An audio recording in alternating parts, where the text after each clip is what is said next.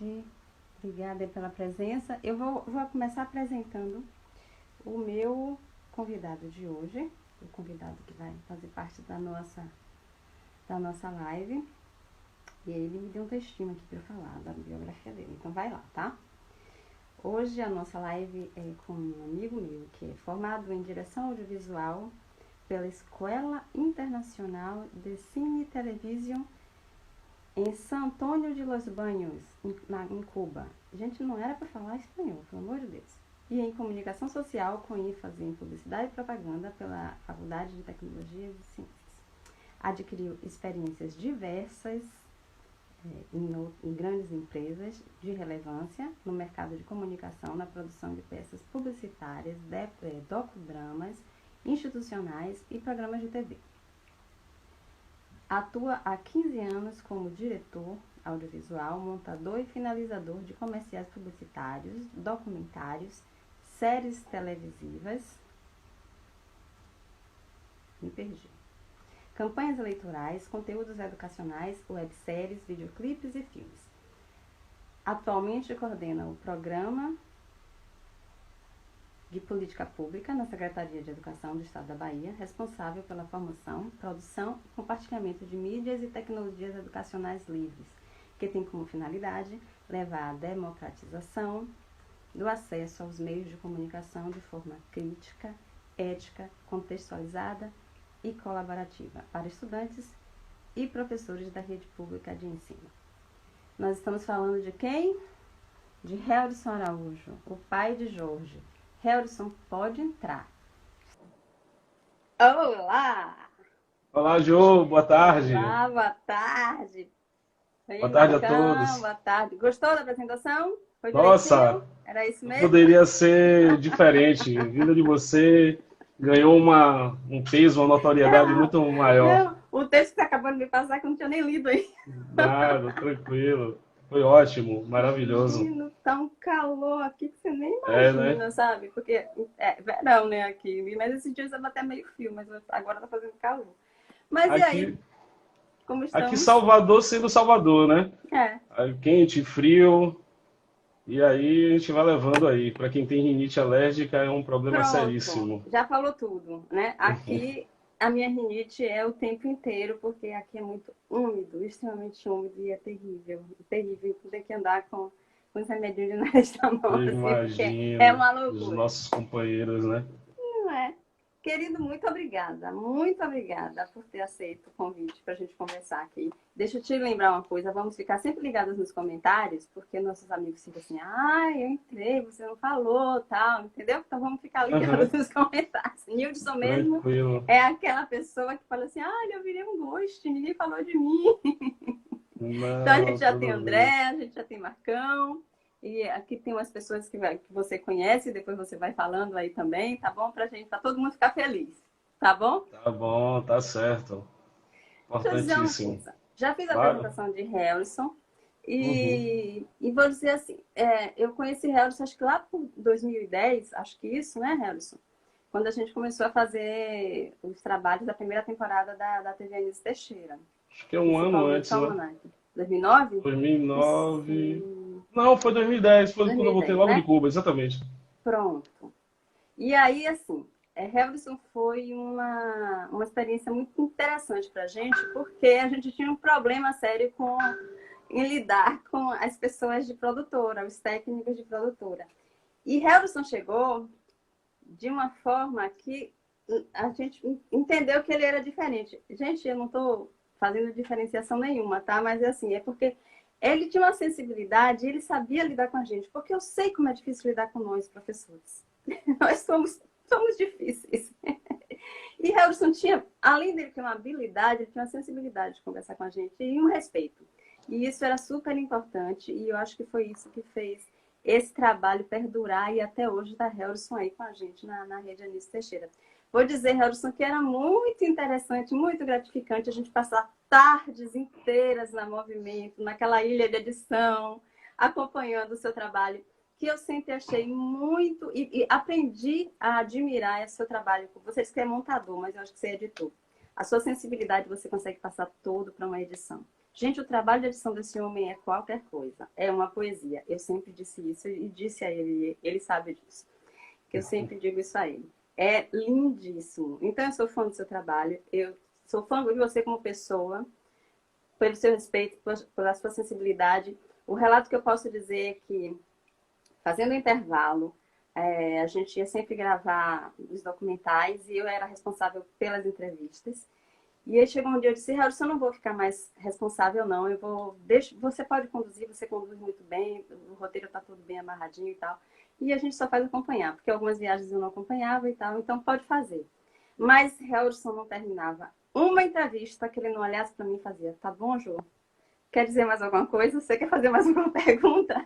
Então, assim, só isso, gente, ganha a pessoa, né? Ganha a pessoa, então você me ganhou. Que massa, que bom, Ju. Sou sua fã. Que ótimo. Carteirinha. Mas vamos lá, que agora a gente vai Vamos quer sim. que você fale de você.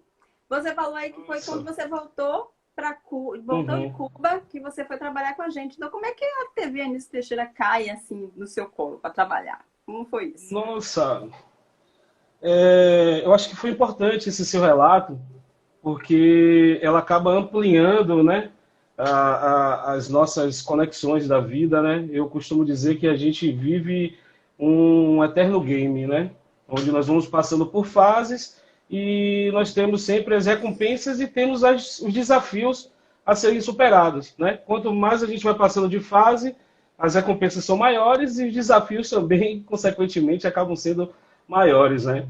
E assim, eu acho que a TV Anísio Teixeira, né, ela surge na minha vida desde pequenininho, né? Desde quando eu, de uma certa forma, porque é importante trazer esse relato, né? Eu sou neto de uma professora, filho de uma professora, sobrinho e afilhado de uma professora, e, consequentemente, pela consequência da vida, eu acabei me casando também com uma pedagoga. Ganhei um cunhado professor e uma concunhada professora também da rede pública. Então, assim, a educação, de uma certa forma, ela sempre esteve presente na minha vida, né? E de todas as formas, como estudante e também como os meus mestres, né, da minha família, né, que sempre esteve presente.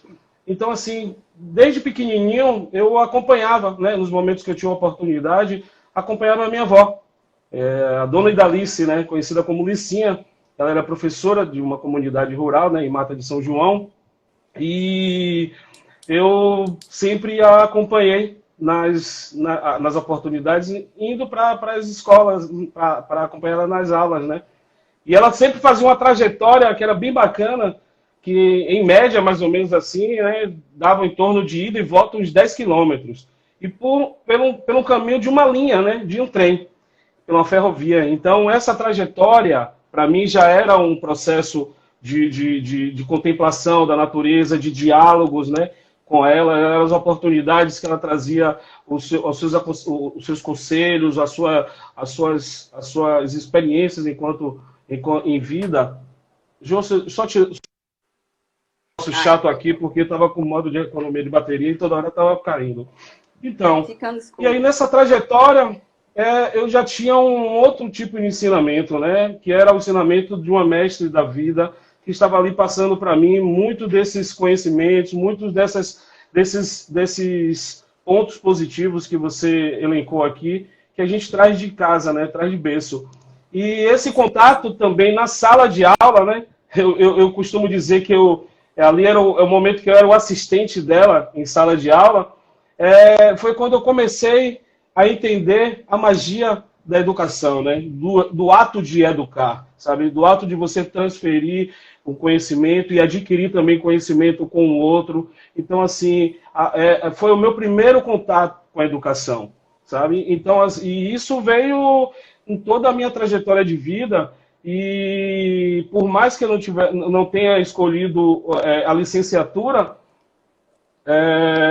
eu sempre tinha em mente de que eu tinha um foco de que era, por ser um jovem negro, né, oriundo de uma família humilde, onde a educação de uma certa forma, ela sempre esteve presente como a forma de você ascender profissionalmente na vida, eu tinha em mente de que o meu papel ali era um papel de continuidade, né? Porque hoje eu estou aqui porque muitos outros, né, ancestrais aí traçaram uma trajetória que hoje me possibilita, né, hoje me traz uma possibilidade de dar continuidade a essa trajetória, que consequentemente Jorge vai ter que dar essa continuidade, e isso é um ciclo de vida que vai ser extremamente contínuo.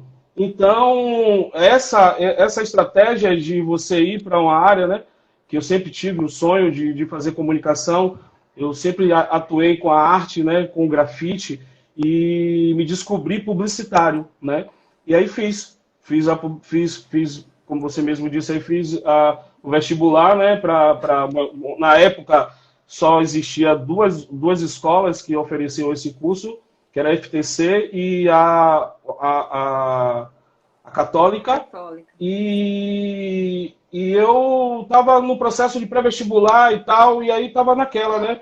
Procurando ver, testar o conhecimento, ver o nível da minha capacidade, para ver em qual escola eu iria entrar. Eu tinha um sonho de fazer publicidade, mas eu, pela uma realidade socioeconômica daquele momento, eu sabia que a minha única possibilidade de adentrar uma escola seria por meio da escola pública. E aí me inscrevi em duas universidades. Uma foi a UNEB, para desenho industrial, e a outra para a FTC, né, para publicidade. E nesse contexto aí, eu não sabia. Eu queria testar o meu conhecimento para futuramente fazer. Tanto que esse vestibular foi em maio. E geralmente os vestibulares das universidades públicas eram no final do ano, no início do ano, mais ou menos. Janeiro. Então, eu fiz com essa intenção, e aí, num determinado dia, retornando do cursinho, né?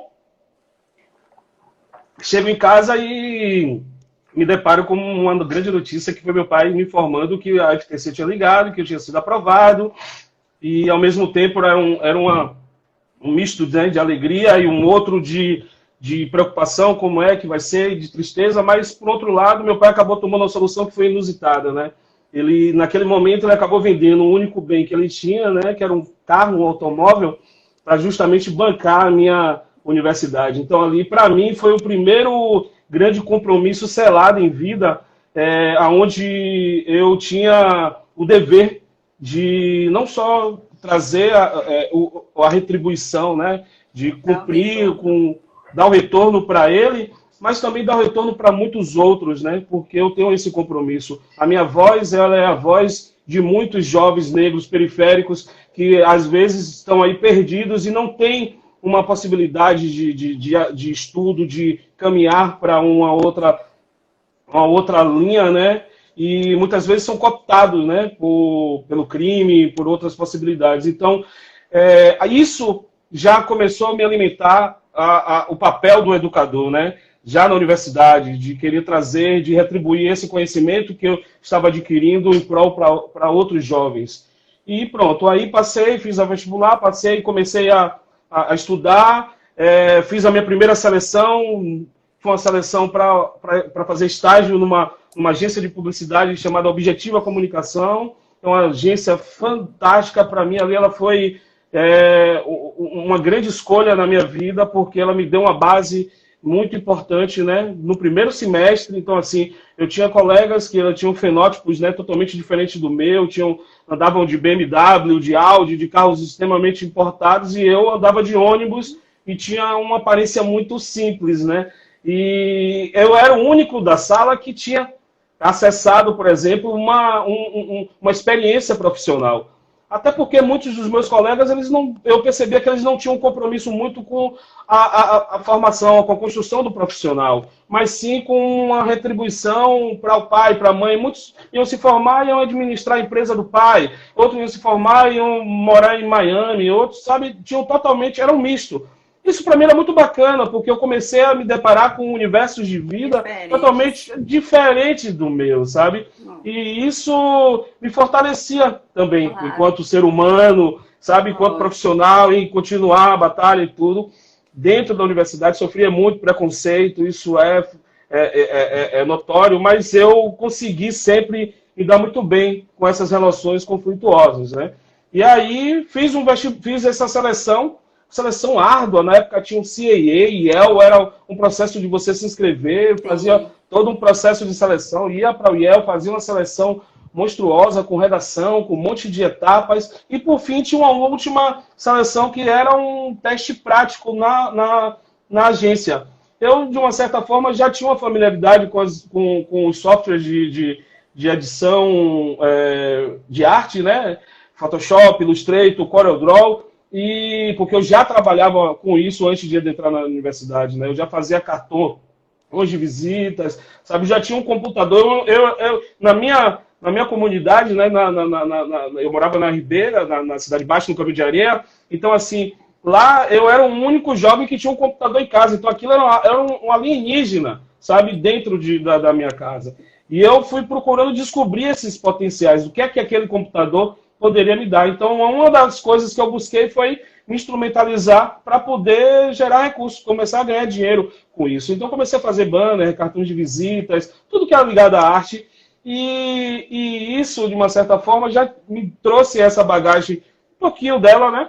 E me deu ao trabalho. Nessa seleção, me dei muito bem. Eram 2 vagas, né? Uma pela manhã e uma pela tarde. Como eu estudava na época pela manhã, eu estava competindo pela tarde. E passaram 2 pessoas, né? Eu recebi um telefonema ainda no ônibus, chorei bastante, sou muito choroso, emotivo, sensibilidade. E aí passei, fui aprovado. Aquilo para mim foi o meu primeiro grande conquista, né? Olha só, era para trabalhar de graça. Eu, de uma certa forma, já estava estagiando na TV FTC, né? Lá eu recebia um ticket de alimentação e um vale transporte que me deu essa base para ir para a agência, né? Então, foram as 2 grandes escolas, né? A TV FTC, porque a gente já tinha a possibilidade já de um primeiro semestre de colocar conteúdos para o grande público, né? Me lembro como eu reunia meus principais públicos, o meu principal público sempre foi a minha família. Então, reunia gente, sábado vai passar, e todo mundo ficava na telinha só para ver o meu nome passar no crédito, né? Porque eu sempre trabalhei atrás das câmeras, então, assim, e isso, de uma certa forma, muita gente ainda não consegue entender, né? Como é que se dá o nosso trabalho, né? Eles conseguem só ver lá o material pronto e acham que é só um salário deles, que as coisas estão todas prontas. Então, passei. À tarde, passa eu, filho de José e Maria, e de manhã, nada mais, nada menos que virou meu amigo, filho do diretor de atendimento da Rede Bahia. Então, assim, isso foi um momento muito bacana para nivelar, sabe? E me deu muito mais força para dar para continuar essa trajetória que até hoje. Encoraja, né? Encoraja. E mostra que pode. Tá no caminho. E que até hoje, que é muito árduo, né? Minha avó sempre dizia, meu filho, não queira ter bens, não queira ter produtos, não queira ter ouro, não queira ter joias, queira ter conhecimento. Sabe por quê? Os produtos, os bens e as joias, elas vão se deteriorar. Ou podem ser roubadas por alguém. O seu conhecimento é seu. Ninguém vai retirar, sabe? Então eu sempre trouxe isso, e eu trago isso para minha vida, e trago para meu filho.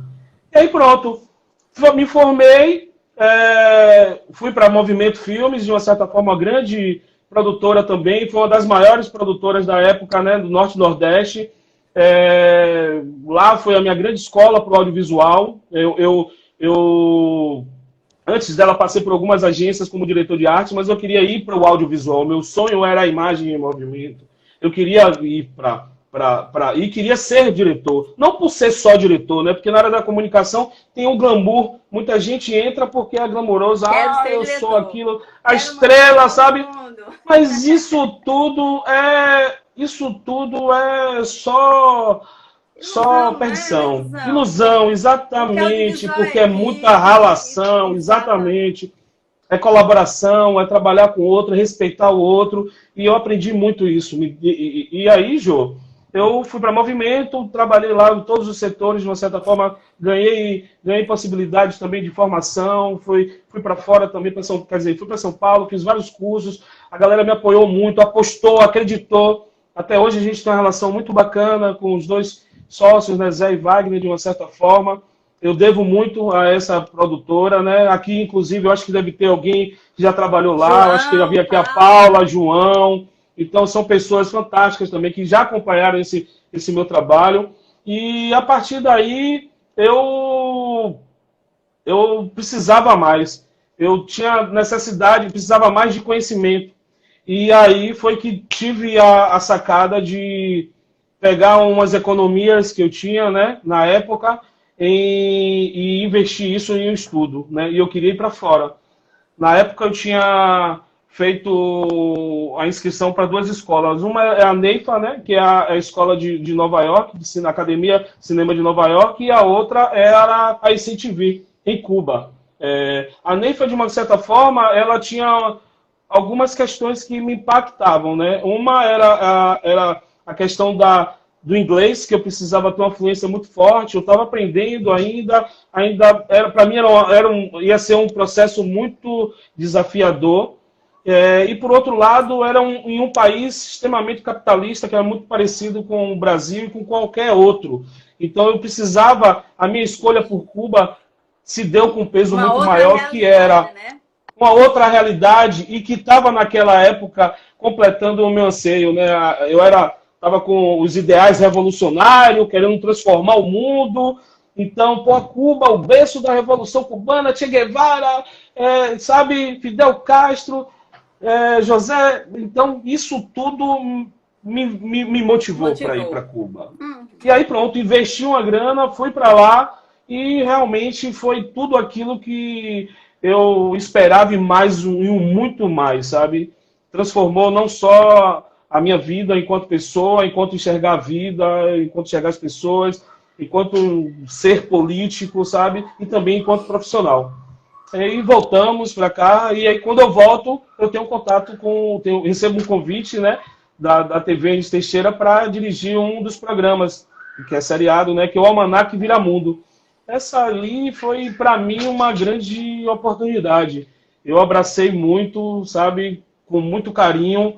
Fiz mesmo, assim, no intuito de... Eu nunca tive ganância de ganhar dinheiro. Eu acho que o dinheiro sempre foi consequência do meu trabalho. Até hoje é muito difícil essa relação com o dinheiro comigo, né? Porque eu sou muito do sentimento, o que aquela arte, o que aquela obra vai transformar no outro, né?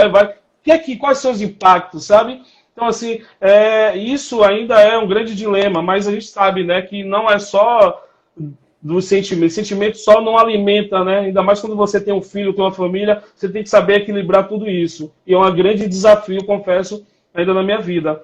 E aí, Jô, esse primeiro contato com o Almanac Viramundo, ele foi para mim também um divisor de águas, né? Porque eu já tinha uma base sólida de audiovisual, né? De comunicação, de produção audiovisual. Tinha um conhecimento, né, da área de educação, mas foi o meu primeiro contato com a pedagogia, sabe? O pedagogês, como nós, né? E agora eu me sinto um professor também. O pedagogês, sabe? E eu confesso que no primeiro momento foi... O pedagogês na prática. Na prática, sabe? Na sua essência, na forma mais visceral de ser, e foram muitos conflitos, né? Eu acho que esses conflitos, eu digo no contexto bastante positivo, foi o que me transformou e o que acabou também transformando vocês, né? Eu acho da mesma forma, esse é uma reciprocidade, né? O trabalho, tanto vocês conseguiram me formar com quem eu sou hoje, como eu também, como o Geraldo acabou colocando aqui, Harrison, meu professor, ele é um grande mestre, mas eu sempre vejo o Geraldo em vários momentos que ele tem essa oportunidade, ele me traz como uma figura do professor, isso para mim é uma honra. Verdade. Então, assim, mas não é no sentido de sabe, de querer ser mais. É bem na filosofia de Paulo Freire, bem no caminho de Paulo Freire. É na arte do ensinar que você acaba aprendendo, né? Lógico. Então, São as é trocas. essa troca, exatamente. E isso, para mim, foi realmente um ponto muito, muito forte, porque eu encontrei ali essa possibilidade que o meu conhecimento ele pudesse transformar outros jovens como eu, sabe? Que eram os jovens da escola pública. E aí isso foi fascinante. E aí tive essa primeira oportunidade, a gente fechou com muita, com muito empenho, né? E em 2014, 2013 eu recebo, né, uma outra oportunidade, né, vindo de vocês também da TV Nils Teixeira, que foi a oportunidade já com a produção do Intervalo. o intervalo, Aí né? deixa eu falar uma coisa com você. Claro. Primeiro, rapidinho, né? Tem que ver aí as pessoas que chegaram. Geraldo, Aldinha, João, Paula, que trabalhou com vocês no Movimento. O Israel, que foi um estudante da UFBA, fez o TCC dele sobre a TV Nils Teixeira. Euglis, Martelina apareceu aí. Tem uma galerinha também. Camila, Nildson, Carlos aqui, viu? Tem muita gente, viu? Tem muita gente aí. Tem Rosilda Cruz, grande fotógrafa. Rodolfo, um grande diretor de fotografia lá de São Paulo. Minha mãe, Fátima Jesus de Araújo. A minha mãe eu tem não Jamile. Vi. Minha mãe eu não vi. Tem Jamile aqui, Oliveira, uma querida. Barbosa Filho. Esse cara aqui é um grande transformador também lá da comunicação em Itabuna. É o dono, né, e presidente de uma TV, a TV Itabuna. Marta Maria, Marta Souza. Não, tem a Marta também aqui, que é do Jornal à Tarde. Danilo, Jonaire, Rita. Tá vendo? Tem aqui Maíse. Tem Euglis. Nossa, João Camila, Jesus. Tá aí, rapidinho, me permita aqui. Tem a Carla aqui também, né? A prima de minha atual esposa de Leila, né? Tá aí em Portugal também, com o esposo dela aqui, Sandro. Tem André. Nossa, obrigado, gente. Vamos lá, espero que vocês estejam gostando aí desse papo. Estão gostando, sim, com certeza. Bom, outra coisa que faz também a gente ter afinidade é que eu também sou lá da Cidade Baixa, né? E quem é da Cidade Baixa? Nunca esquece. Nunca esquece a Cidade Baixa. E aí você falando de sua avó, de Mata de São João, e eu lembro que um período que um dia que a gente passou junto e que eu conheci mais você, foi exatamente quando nós fomos gravar lá em Mata de São João. E eu e você comentava de sua avó e comentava de pessoas que você reviu lá quando nós estávamos lá fazendo as gravações. E aí foi quando você falou das pessoas da sua família que eram professoras. E a gente disse, agora eu entendi porque as coisas são mais fáceis. As nossas conversas são mais fáceis. E aí você vem falar do internet.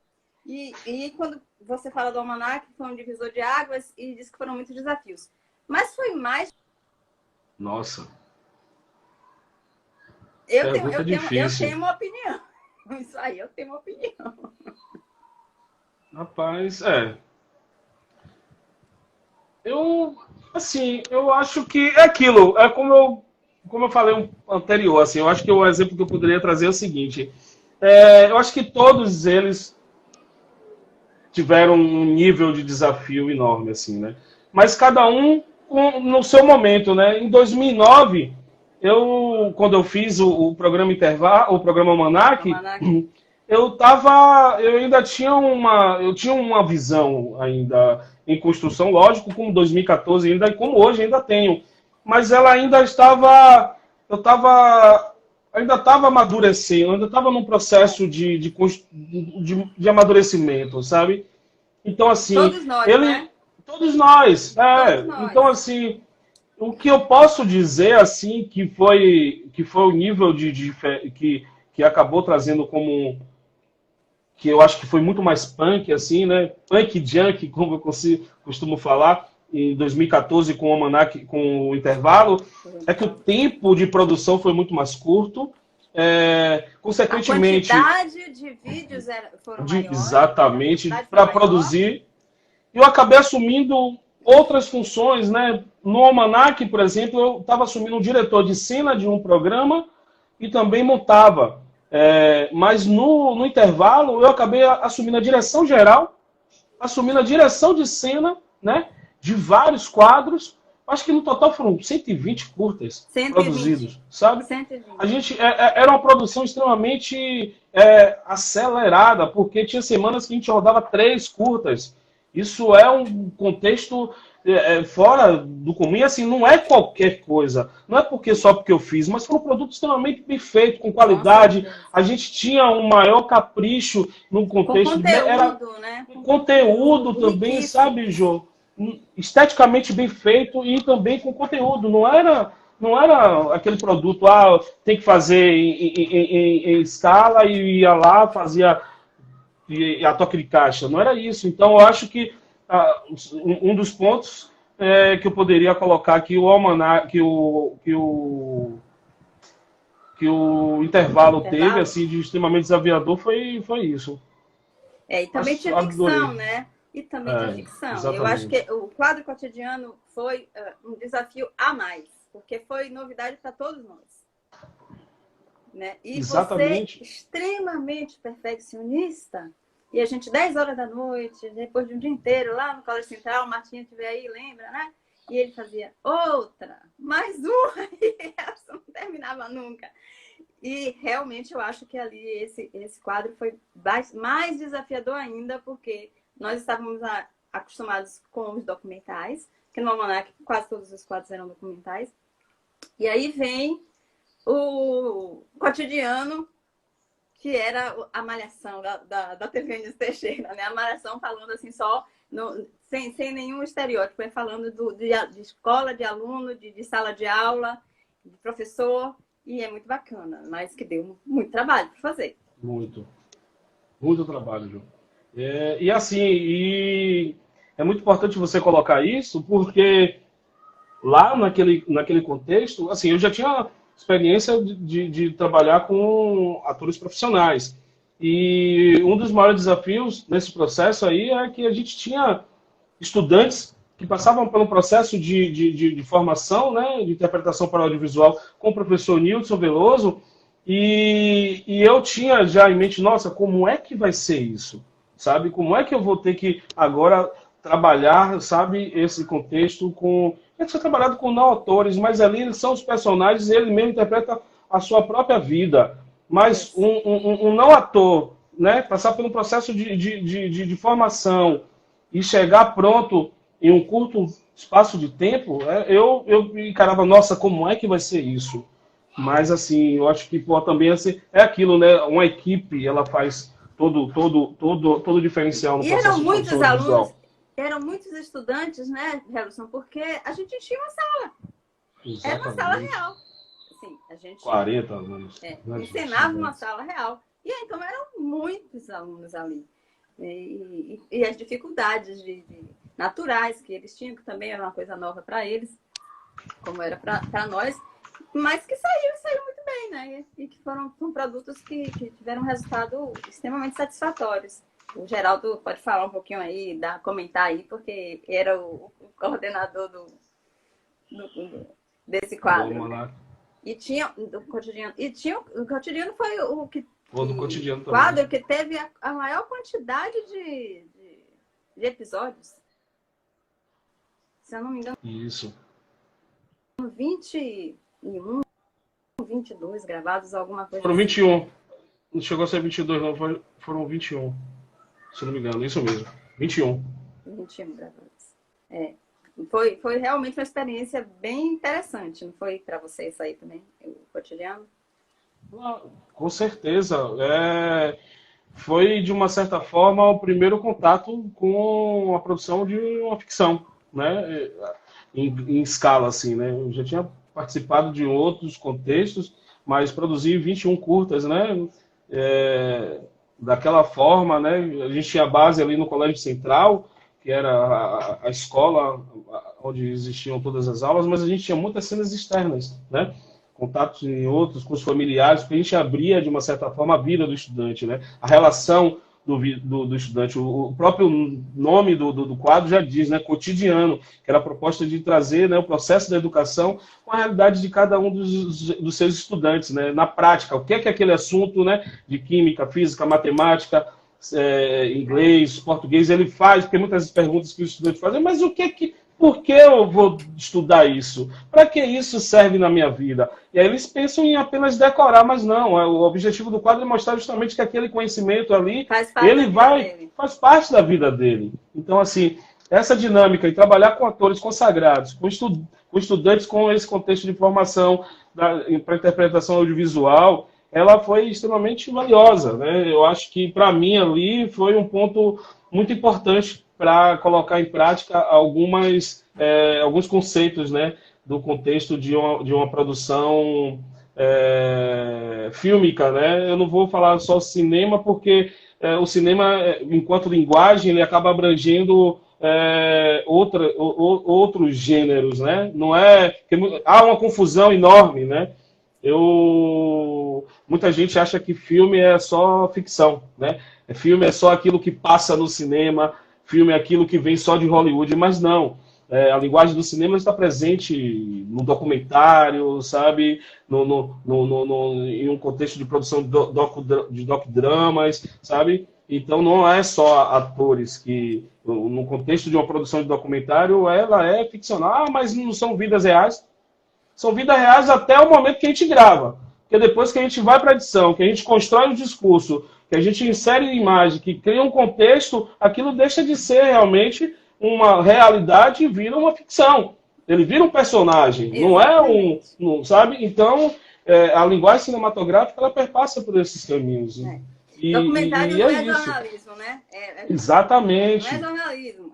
Documentário é um filme. É um filme, tem pessoas reais, mas que passa por todo esse tratamento que você está falando aí. Eu acho que eu avalio assim, eu posso até estar tendo um pensamento muito raso, mas eu avalio muito, Jô, essa confusão com a própria estratégia mercadológica das empresas de comunicação de televisões abertas, né? Porque tem algumas dessas TVs que só colocam filmes, aqueles ficcionais, né? De Hollywood. Então, as pessoas, né? Pelo menos até a minha geração e um pouquinho mais, né? Esses nativos digitais, eles acabam hoje o acesso à TV fechada, os canais até os aplicativos, até as plataformas de conteúdo sobre demanda, né? Elas estão aí, então você tem acesso a outras possibilidades de conteúdo, né? Você tem a escolha dos conteúdos que você vai assistir, então isso acaba democratizando até o acesso a esses conteúdos. Mas antes não, a gente só tinha apenas uma emissora que passava ali na sua sessão da tarde ou na sua tela quente, então aquilo ali dava para você apenas uma única forma de enxergar o cinema, que era a ficção vinda de Hollywood. Então, nunca vi passar um documentário. Nunca vi numa sessão da tarde, numa tela quente, ou seja lá em qualquer outro quadro desse aí. Eu vinha pensando, hoje eu estava pensando sobre isso, como esses aplicativos de filmes hoje, que são, a gente fala do Netflix, mas tem vários outros, né? Como também democratizou isso aí, com relação a produções de outros países. A gente anda assistindo muita coisa da Dinamarca, da Bélgica, né? Saiu daquela coisa só de Hollywood, sim, mas também tinha o cinema espanhol, sempre teve especialidade, e o francês. Mas hoje a gente consegue assistir de todo canto do mundo, e isso é muito legal. E os documentários também, né? A partir daí passaram a ter mais espaço, o que eu acho ótimo. Uhum. Eu confesso que é a minha linha de atuação, né? Eu escolhi no cinema justamente essa linha mais investigativa, mais visceral, né? De buscar justamente essa relação com a produção cinematográfica voltada, né? Com estratégia pedagógica e de fortalecimento principalmente dos princípios dos direitos humanos, né? E assim, a TV Enes Teixeira me trouxe essa base bacana. Vocês, na verdade, eu acho que para mim, eu falo em todos os lugares, é uma grande oportunidade trabalhar com os meus mestres, sabe? Então, assim, isso para mim desafiador, sabe? Eu aprendo todos os dias. E essas escolhas, né, essas estratégias de atuação enquanto um produtor de conteúdo, ela também é uma estratégia muito árdua, né? Porque eu já sou um ator, eu já sou um diretor, montador, já sou um produtor, né? Negro, né? Já com um fenótipo bem característico, né? E é importante falar, a gente não pode negar que a comunicação, de uma certa forma, é extremamente fechada, elitista, sabe? Patriarcal de uma certa forma,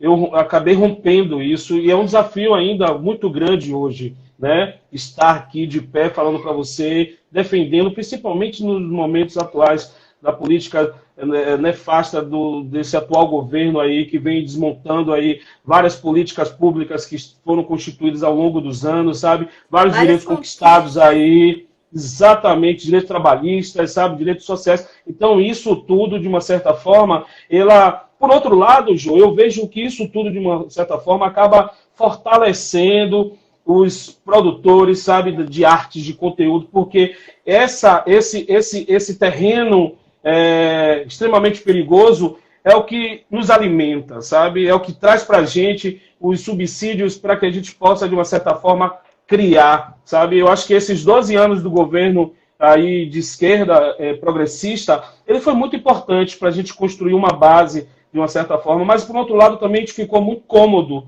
sabe? Passamos muito tempo, chegou um determinado momento que ficou muito cômodo estarmos ali como é que se diz? No governo, né? De uma certa forma, no poder.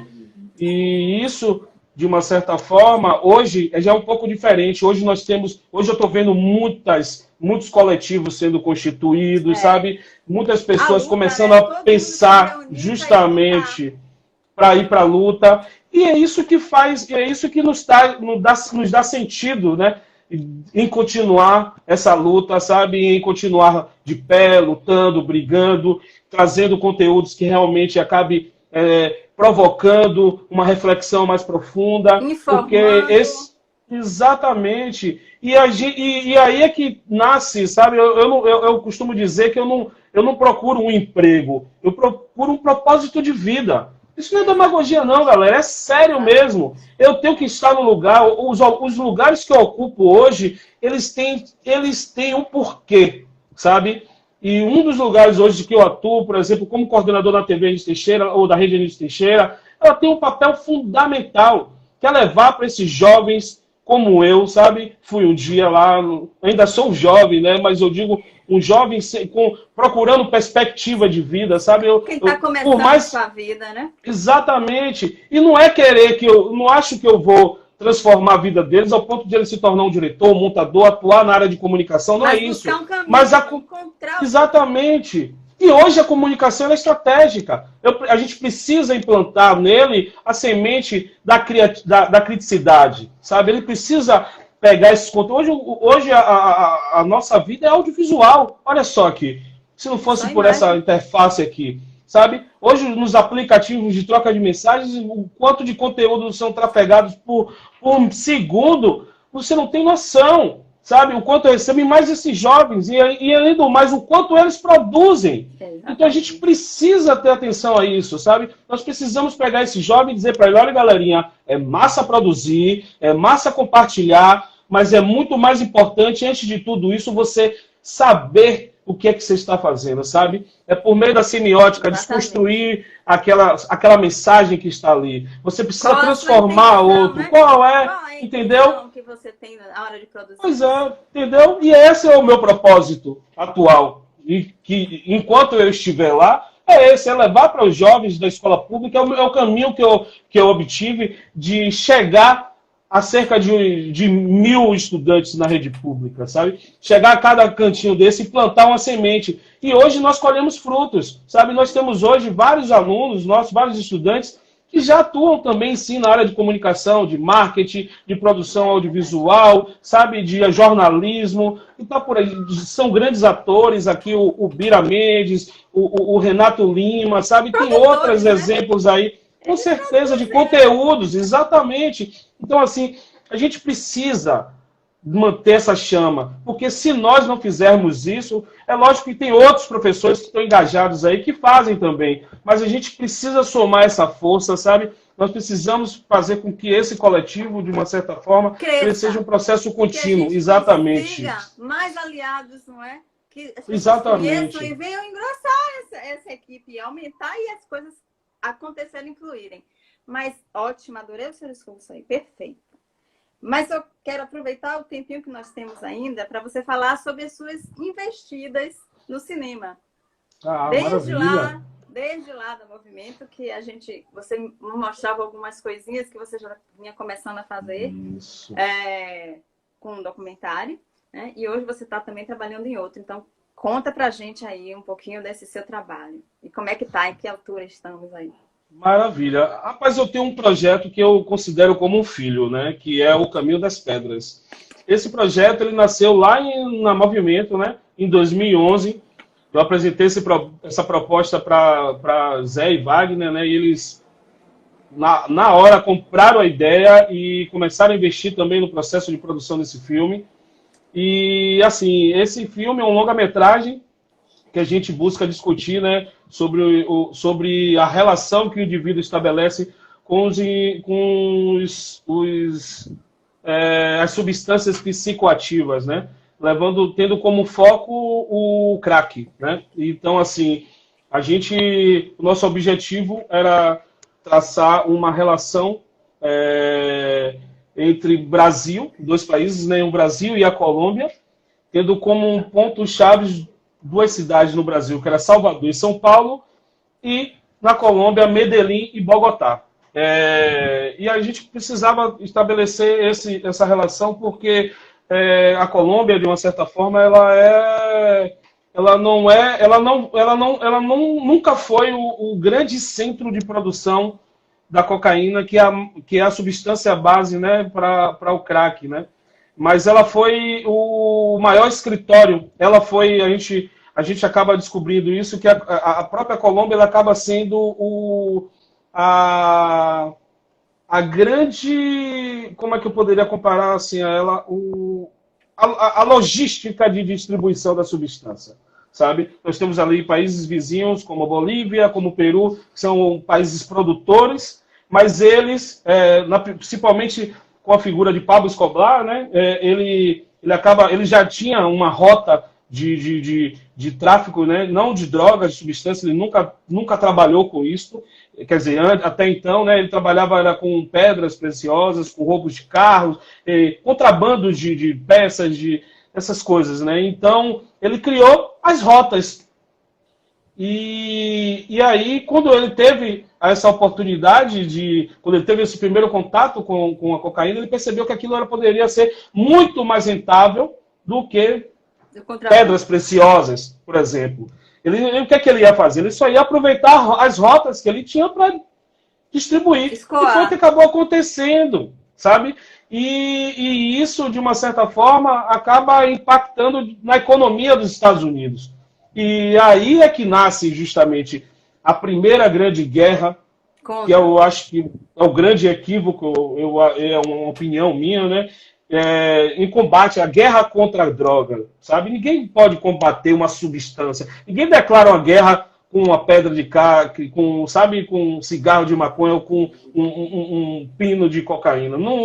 Ninguém se combate isso. A gente tem que estabelecer uma relação com o humano, né? Por detrás disso. E se a gente for pegar ao longo da história, as relações dos seres humanos com as substâncias psicoativas é desde os primórdios, desde que antes até do surgimento da comunicação, da fala. Mas eu acho que não é o caminho de entrar agora nesse debate. Mas o filme, de uma certa forma, a gente já gravou, né? Toda a parte dele aqui em Salvador, São Paulo e em Bogotá e Medellín, na Colômbia. Já estamos com ele no primeiro corte. E estamos agora entrando numa outra fase, que é a fase de financiamento para o pós-finalização, para distribuição e finalização do filme. É muito importante nesse contexto também aí ressaltar que a Mandacaru Filmes, né, ela entra agora em 2017, né? Ela também aposta no filme, né? E aí financia também a nossa ida para para Bogotá, né, e para Medellín, para Colômbia, sabe? É uma empresa também que chegou aí para somar. A gente tem aqui agradecer muito, sabe? A Pedro, sabe? A Lauro também, porque essas pessoas, essas figuras, elas foram fantásticas nesse contexto. Mas aí agora chega um contexto da pandemia que acaba impactando muito. Mas a gente está aí correndo agora para ver licenciamento de imagens, sabe? De direito de uso, porque tem muito conteúdo que a gente tem que é de arquivo, né?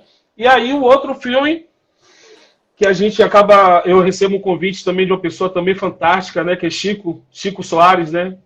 Você também conhece, né? E a gente também já tem uma relação muito bacana. E aí ele me convida em 2017, 2018 para fazer parte da construção do projeto que foi enviado, foi submetido para a Ancine, né? É um projeto sobre Histórias que Libertam, né? A história dos irmãos Cupertinos lá na Seabra, né? Pela luta, né? Para a manutenção da memória, a luta, exatamente, a memória do povo quilombola, a luta, exatamente, pela luta também da resistência, né? Da demarcação do seu território. E foi também uma experiência muito bacana, assim, sabe? Eu estou assinando como diretor, né, cinematográfico, como montador, finalizador, né, e também fazendo a colorimetria aí, né? Eu acho que a oportunidade é sempre uma aprendizagem, né? Eu costumo dizer que o retorno de todos esses projetos que eu acabo apostando muito, ele é significativamente maior do que o retorno financeiro, porque esse conhecimento fica, né? Muitas vezes o dinheiro acaba sendo investido em uma coisa, outra ali, mas o conhecimento acaba te tornando maior. E muitas vezes não é só o conhecimento da área, não, do cinema, da produção audiovisual, não, é o conhecimento do humano, sabe? E é isso. São outras pessoas que você conhece, são outras histórias de vida, principalmente quando são documentários, não é? É um outro mundo que se abre na nossa frente. Com certeza, Ju. E o filme está agora aqui, né? Estou com ele aqui em casa, terminando a parte já recebi a trilha. Chico me passou recentemente, a gente já está aí para fechar, vem com os elementos gráficos, crédito e já estamos aí. Eu acho que acredito que daqui para o final do mês a gente já está entregando aí esse filme. E eu estou também desenvolvendo, está na fase de captação. Essa proposta, né, é uma proposta de uma série, né, também, de uma série cinematográfica, que é o De Volta para Casa, e desta vez a gente vai atravessar o Atlântico aí em busca de respostas que a gente nunca teve, né? Na relação com a nossa ancestralidade, e aí a gente vai dialogar muito com ciência, com arte, sabe? Com moda, com meio ambiente, e é uma... Nossa, é a grande aposta da minha vida hoje, essa série aí que já está na fase de captação. A gente espera que até o ano que vem a gente já comece aí, já dar os primeiros passos no processo de produção. E é isso. E aí, fora isso, também tem outros projetos que estão engavetados, que a gente vai construindo e vai deixando ali. Eu tenho o meu processo de criação é muito assim, sabe? A minha cabeça não para, né? Então, a todo momento, principalmente nas minhas insônias, eu vou ali, paro, escrevo, vou escrevendo. Tenho vários roteiros que já estão aí, já construídos, e de ficção, roteiros também maravilhosos, que eles vão, você sabe, eles vão chocando. Fica ali na chocadeira, porque eu gosto desse processo de criação, porque a cada momento de vida que você vai relendo aquela obra, você vai percebendo o quanto que ela pode também ali surgindo, se modificando e vai amadurecendo. Claro. E tem outras que são já imediatas, não é? Você tem que botar na rua agora e produzir. E é isso. A gente acaba tendo uma estratégia de, pelo menos a cada ano, a gente produzir umas 2 obras que sejam realmente valiosas, não só financeiramente, mas que sejam valiosas no processo de transformação da vida das pessoas, né? E da nossa também, não é? Porque a gente, com certeza, quando a gente produz alguma coisa interessante, que a gente percebe que é útil também para o outro. Com certeza. Agradecer imensamente a você, foi maravilhoso passar essa tarde, meu iniciozinho de noite e tá já passou? Vocês aí. Já. E assim, se a gente não se despede, a live cai e a gente não consegue se despedir. Agradecer e quantos minutos muito aí? A vocês. Eu acho que só tem uns 3 minutinhos. Ah, tá certo. Tudo bem. Agradecer Nossa, muito a todo mundo que eu que participou aí, agradeço. muitos amigos aí que entraram nossos, com certeza adoraram essa conversa, essa prosa, e acho que gostaria de ter outras. Acabou, Peterson, você que chegou atrasado, não Que pegou ótimo. tudo. Na verdade, na hora que eu fui mudar para a bateria aqui, eu perdi as mensagens. A última mensagem que eu tenho aqui é de Marcão. Esse ser humano é iluminado. E aí vem Nossa, Paula dando oi, vejo Geraldo chamando o Harrison, meu professor. Guto também, Peixinho, um grande sábio design aqui, maravilhoso. Minha mãe falando aqui. Maravilha, é isso. Eu Carlos também, falando, a Carlos, Rita entrou aí agora poxa, também, tá grátis. que pena, mas eu vou voltar, vou assistir, vou ver todos. Eu acho que ficam, né? Os comentários Vai ficam aí, né? ficar. Os Que comentários ótimo. não, infelizmente eu não consigo, eu não sei se sou eu que não sei, mas os comentários não ficam.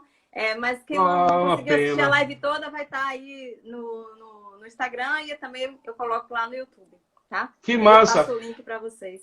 Olha, vale a pena, eu agradeço imensamente, Jô, essa oportunidade que você me deu, sabe? Eu me sinto honrado em participar e vale a pena ressaltar aqui que esta para mim aqui, foi a primeira live que eu faço, né? E assim, não por convites, né? Modéstia à parte, assim, eu também não quero ser arrogante, mas é que eu sou uma pessoa, você conhece muito bem isso, eu não sou muito de estar aqui de tete a tete, de frente de câmera, não gosto dos holofotes, né? Eu nasci para trabalhar Que atrás nem eu, deles, que sabe? nem eu. A Os gente gosta de holofotes me trabalhar lá ofuscam. atrás. É, A gente gosta de ficar exatamente. atrás das câmeras. Mas esse convite feito por você, realmente, eu amadureci muito. Olha que eu tive vários contratempos, né? Com minha coluna esses dias aí, ainda estou me recuperando, mas eu agradeço muito a oportunidade. Foi um papo muito gostoso, do Pois é. coração. E eu espero também vocês que estão aí acompanhando, que vocês tenham gostado. Por favor, se vocês puderem me dar um retorno no WhatsApp, mandar mensagem, como eu não Sim, acompanhei é muito importantíssimo. os comentários, Os eu gostaria comentários, sim de sentir esse retorno de vocês, que é o que mais me importa também, né? com Eu acho que certeza. essa trajetória minha aqui, ela não vale nada se ela for transformadora, sabe? Se ela for só minha, para mim não importa. Eu acho que ela tem que partir de mim para que seja alcançada em outros seres, né? E aqui Jorge tem a oportunidade também, e tem outros filhos por aí, né? Não biológicos, eu espero que minha esposa não me entenda mal, mas meus filhos na educação, meus filhos na troca de conhecimento, sabe? Eu acho que é isso. Muito obrigado mais uma vez, Obrigada. Jô. É Obrigada isso. também e um beijo para todo mundo. Só temos 40 segundos restantes se você quiser Eu, falar mais alguma coisa. eu espero que você continue e aí eu tenho a oportunidade de voltar outras vezes para dialogar sobre outros assuntos também. Eu gostei Vamos dessa lá? oportunidade, dessa Também. Vamos. experiência. Então pronto, tá marcado. Vamos Tá ver aí. marcado. A gente vai Manda um beijão conversando para aí. Tucão aí. Maravilha, gente. Amo todos vocês. Obrigado aí por Beijo. terem acompanhado aqui esse momento maravilhoso. E aí, Obrigada, a gente Edson. espera Vamos cair? marcar. Já vai Então voltar. vamos indo até cair. Maravilha. É.